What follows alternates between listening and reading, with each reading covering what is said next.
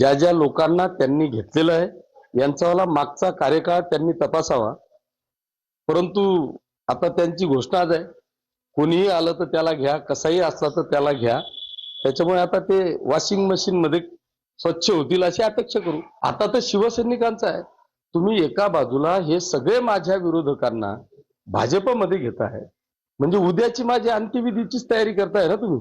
भाजपची ही पॉलिसी आहे की जिथे शिवसेनेचा आमदार असेल किंवा त्यांच्या मित्र पक्षाचा आमदार असेल तिथं गोड बोलून त्यांच्या लोकांना घुसवायचं, त्यांची ताकद वाढवायची आणि भविष्यात त्यालाच खतम करायचं।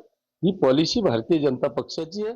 दलितांच्या निवडणुकीमध्ये आपण पाहिलं असेल तर भाजपचे तालुका अध्यक्षच त्यांच्या विरुद्ध उभे होते आणि आज आपण जर पाहिलं असेल त्याच माणसाला पुन्हा भाजपमध्ये प्रवेश दिलेला आहे। जे विरोधात दिलीप वाघ होते त्यांना प्रवेश दिला आहे, मुभाटाच्या त्यांच्या सख्या बहीण होत्या त्यांनाही प्रवेश दिला आहे।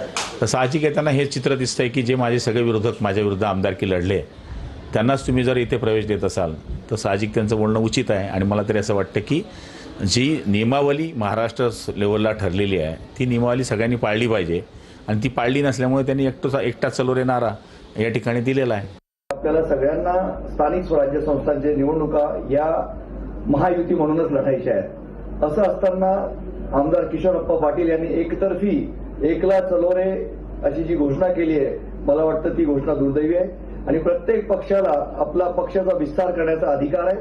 त्यामुळे ज्यांची इच्छा भाजपमध्ये येण्याची असेल त्या प्रत्येकाचं स्वागत भारतीय जनता पार्टी म्हणून आम्ही करणार आहोत।